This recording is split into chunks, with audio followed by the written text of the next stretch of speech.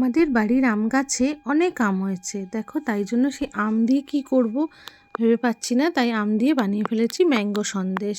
এই ম্যাঙ্গো সন্দেশটা খুব ভালো খেতে হয়েছিল। দেখো, তার জন্য এই আমগুলো আমি, দেখো কি বড় বড় আমের সাইজগুলো, সেগুলো আমি কেটে ধুয়ে ভালো করে পিস পিস করে ভালো করে পেস্ট বানিয়ে নিয়েছিলাম মিক্সিতে। তার সাথে চিনিও গুঁড়ো করে নিয়েছিলাম। চিনির গুঁড়ো দিয়ে দেখো এই ম্যাঙ্গো ইয়েটার মধ্যে এবার চিনিটা দিয়ে দেবো। আমি ম্যাঙ্গোর পেস্টটার মধ্যে চিনিটা দিয়ে দিলাম, দিয়ে ভালো করে আমি সেটাকে মেল্ট করে নেবো, দুটো ভালো করে মিশিয়ে নেব। মিশিয়ে নিচ্ছি আমি।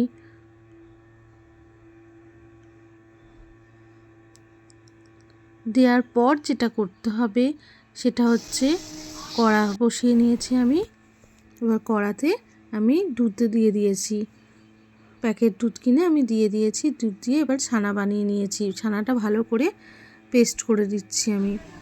করে এই ছানাটাও আমি এই মিশ্রণটার মধ্যে দিয়ে দেবো। দিয়ে ভালো করে এটাও ওর সাথে মিক্সড করে নেবো, ভালো করে মেল্ট করব যাতে ভালোভাবে মিশে যায় সবগুলো একসাথে। নিয়ে আমি আবার গ্যাসে কড়া বসিয়ে ঘি দিয়ে দিয়েছি।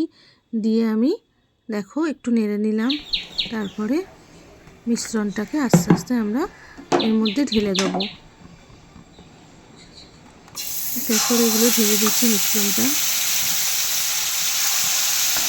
দিয়ে ভালো করে মেখে মেখে অনেকক্ষণ ধরে একটা মিশ্রণটাকে ড্রাই করে নিতে হবে। এটা অনেকক্ষণ ধরে ঘুরিয়ে ঘুরিয়ে ঘুরিয়ে ঘুরিয়ে করতে হবে। অনেকক্ষণের ব্যাপার, সময়টা অনেকক্ষণ লাগে। কখনো আস্তে গ্যাসটা কমাতে হবে, কখনো বাড়াতে হবে, করতে হবে। দেখো অনেকটা টেনে এসছে আমার। তারপরে একটু গুঁড়ো দুধ দিয়ে দিয়েছি এর মধ্যে আমি।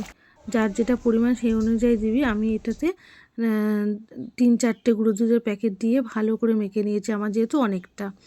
দিয়ে ভালো করে করে দেখো এরকম ড্রাই হয়ে গেছে। এর ওপর একটু আমার বাড়িতে আমন্ড বাদাম ছিল, সেগুলো গ্রেট করে এর ওপর ছড়িয়ে দিয়েছি। দিয়ে দেখো পিস পিস করে আস্তে আস্তে কেটে দেবো। পুরো দোকানের সন্দেশের মতো খেতে হয় বন্ধুরা। তোমরাও এটা বাড়িতে ট্রাই করে দেখো, খুব দারুণ হয়। আর আমাকে লিখতে ভুলো না কেমন হয়েছে। দেখো কি সুন্দর হয় এটা। ঠিক আছে, রেসিপিটা বাড়িতে ট্রাই করো। এখনকার মতো বাই বাই সবাইকে, টাটা।